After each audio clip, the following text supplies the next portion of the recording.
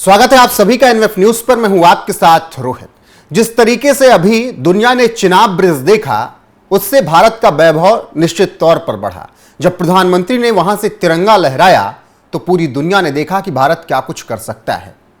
यह सिर्फ और सिर्फ रेलवे ने जो सोचा था उसे करके दिखाया। दृढ़ता रेलवे की थी, जो कि इतना बड़ा चिनाब ब्रिज भी बना, उस पे से वंदे भारत भी गुजरी और जम्मू से कश्मीर को जोड़ भी दिया गया।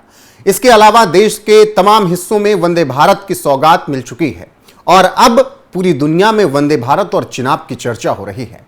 कैसे और कहां रेलवे के बढ़ते वैभव के बारे में बात हो रही है, उसी पर चर्चा करेंगे। मेरे साथ हैं अनुपम प्रसून। रोहित, सबसे पहले तो ये तस्वीर देखेंगे ना, हर हिंदुस्तानी को ये तस्वीर देखना चाहिए, संजो कर रखना चाहिए। जापान जो कि खुद एक डेवलप, बिल्कुल, ये तस्वीरों को बड़े में दिखाइए और जी। उसके पास तो बहुत एडवांस टेक्नोलॉजी है, ऐसे हम मानते हैं। लेकिन वहां पर जब हमने चिनाब ब्रिज के बारे में बताना शुरू किया तो वहां पर एक द्वीप है, एक आइलैंड है जिसका नाम है यूमेशिमा। वहां पर ये रेल एक्सपो लगा हुआ है, मतलब अलग अलग कंट्रीज की रेलवे के जो भी अचीवमेंट्स हैं वो वहां पर दिखाए जा रहे हैं। भारत से भी वहां पहुंचा, भारत का एक पवेलियन बनाया गया था। और आप अंदाजा लगाकर देखिए कि भारत के पवेलियन में चिनाब ब्रिज सबसे ज्यादा कौतूहलता का विषय रहा। अचानक सारे पवेलियन से लोग निकलकर हटकर भारत के पवेलियन में आ गए, ये देखने के लिए कि अच्छा ऐसा भी ब्रिज बन सकता है। सोचिए कि जिस ब्रिज की ऊंचाई जो स्टैच्यू ऑफ लिबर्टी है उससे भी बड़ी ये ब्रिज है, तो दुनिया के लिए तो आकर्षण का केंद्र होगी ही। लेकिन उससे ज्यादा आकर्षण का केंद्र इसकी इंजीनियरिंग थी, जिसे लोगों ने बहुत करीब से देखा। अब देखिए, भारत आज वो पुराना भारत तो रहा नहीं। यहां पर भारत में हाई पावर रेल इंजन बन रहे हैं, जो आज के दौर के रेल कोच हैं वो तैयार हो रहे हैं मेक इन इंडिया के तहत। और वो भी मेक इन नहीं, अब इसमें समझना होगा, मेक इन इंडिया तो वो चीज हुई कि हम बाहर की कोई कंपनी भारत में आकर बना रही है। अब तो मेड इन इंडिया भी बन रहा है।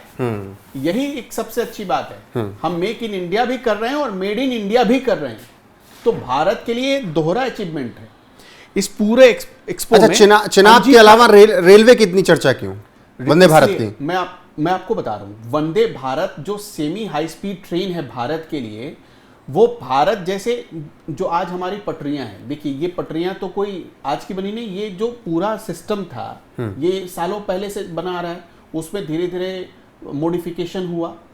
अब सोचिए कि इस ट्रैक पर भी भारत ने एक ऐसा ट्रेन चला दिया जिसकी स्पीड आप 150 तक ले जा सकते हैं।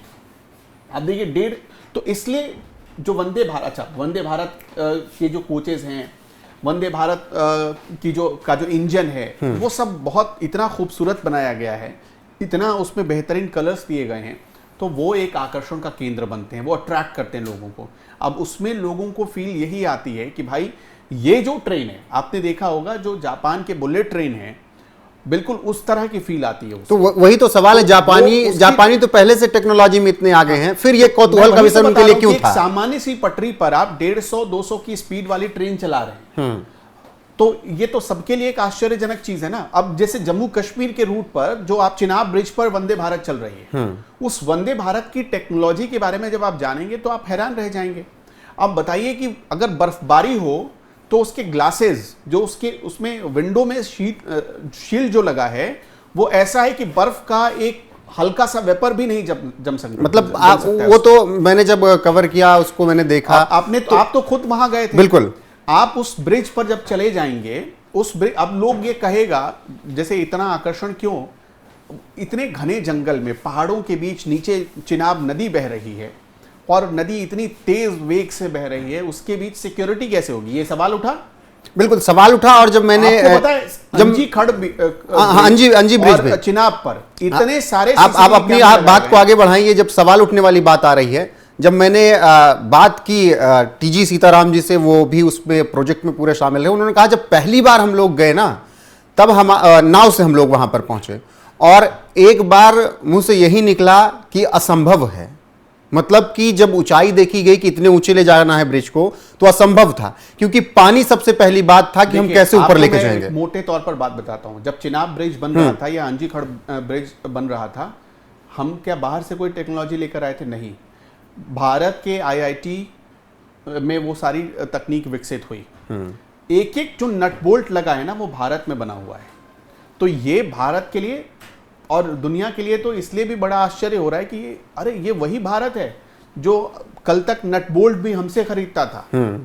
तो दुनिया के लिए तो एक आश्चर्यजनक चीज होगी। और आपको क्या लगता है कि उतनी गहराई में, आपने वो गहराई देखी है कितनी है? उस गहराई में जाकर एक ऐसा ब्रिज आपने खड़ा कर दिया जो 100 साल तक कुछ नहीं हो सकता उसको।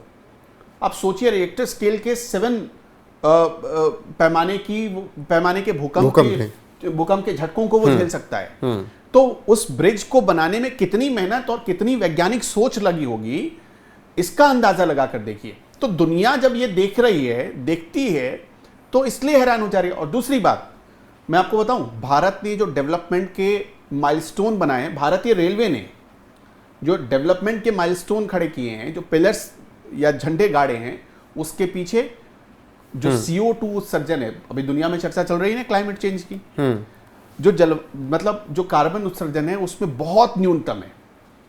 अगर दूसरा देश यही बनाता तो वहां पॉल्यूशन बहुत ज्यादा होता, चाहे वो जिस तरह का भी हो। तो अभी जो इस पॉल्यूशन के मामले में सबसे ज्यादा चर्चा, जो आपने देखा, आपने मुझसे सवाल पूछा था वंदे भारत को लेकर, इस वजह से ही चर्चा में। और वहां पॉल्यूशन की आप बात कर रहे हैं, आसपास की ग्रीनरी वैसे ही बरकरार रखी गई है, आसपास के पहाड़ वैसे ही बरकरार रखे गए हैं, मतलब नेचर से खिलवाड़ नहीं किया गया। उसके बीच में ये खड़ा किया गया चिनाब ब्रिज और उस पर वंदे भारत दौड़ाई गई। हाँ, और वर्ल्ड एक्सपो का जो थीम था, उस थीम से ऐसा मैच कर रहा था। अब देखिए, वर्ल्ड एक्सपो होना था कब और चिनाब ब्रिज कब बना, अंदाजा लगाकर देखिए। क्या पता था कि वर्ल्ड एक्सपो का कलर ऐसा ही होगा? दुनिया भारत को फॉलो कर रही है। ये मैं जो बड़ी बात कहना चाह रहा हूं वो ये है कि दुनिया भारत को फॉलो कर रही है, भारत के कलर को, भारत के थीम को फॉलो कर रही है। तो यही है, ये उपलब्धि भारत की इंजीनियरिंग की दुनिया में बढ़ते कदम, इसे देखने के लिए दुनिया इतना ही कौतूहल थी, इतनी उत्सुक नजर आई। अब जो चीज आपने देखा, अब ये भीड़ जो आप देख रहे हैं, इस भीड़ में मैंने आपको एक बात थोड़ी देर पहले कही कि वहां पर बहुत सारे पवेलियन थे, लेकिन अचानक लोगों की भीड़ पहुंचने लगी भारत के पवेलियन में। वो इसी वजह से पहुंच रही थी कि भाई, जापान के लोग तो वैसे ही टेक्नोलॉजी अगर कहीं उन्हें दिखती है तो वो आकर्षित हो जाते हैं, उनके लिए वही चुंबक का काम करता है। तो यहां उन्होंने देखा कि अच्छा, मेन सामान तो यहां है भाई, यहां से सीखना पड़ेगा हमें, यहां से सीखो। तो उनको यहां पे सीखने के लिए मिला, यहां पर कुछ ऐसा मिला जिसको वो भविष्य में इस्तेमाल कर सकते हैं, तो उन्होंने किया। और हमारा जो बुलेट ट्रेन का प्रोजेक्ट चल रहा है, तो आपको भी बताया कि जापान के साथ मिलकर चल रहा है। तो जापान हमारी मदद करता है, लेकिन हमने जापान को दिखाया कि देखो, हमारे यहाँ भी कर सकते मौजूद हैं, हमारे संसाधन हैं। बिल्कुल। तो उन संसाधनों में हम कैसे बेहतर कर रहे हैं, ये जापान में बिल्कुल हमने दिखाया है। और ये बताता है कि भारत का रेलवे जो है वो किस तरीके से आगे बढ़ रहा है, असंभव को भी संभव करके दिखाया जा रहा है। फिलहाल पूरे देश में अगर बात करें तो करीब 140 वंदे भारत देश के अलग अलग हिस्सों में चल रही हैं, और कनेक्टिविटी का माध्यम जो है वो और सुविधाजनक वंदे भारत ने बनाया है। और अब जब इस ट्रेन को लेकर बातें हुई तो जापानियों के दिल में भी काफी कौतूहल था, और जिस तरीके से हमने चर्चा की कि सब का प्रेजेंटेशन छोड़कर भारत का प्रेजेंटेशन वहां पर देखा जा रहा था, वो चाहे चिनाब ब्रिज का हो या वंदे भारत का, उन तस्वीरों को भी हमने दिखाया जो जापान से आई हैं। बाकी आपकी क्या राय है रेलवे के इस काम पर और भारत के बढ़ते नाम पर, कमेंट सेक्शन में जाकर जरूर बताइएगा। बने रहेगा हमारे साथ, देश और दुनिया की हर एक अपडेट आपको यहां पर मिलती रहेगी लगातार।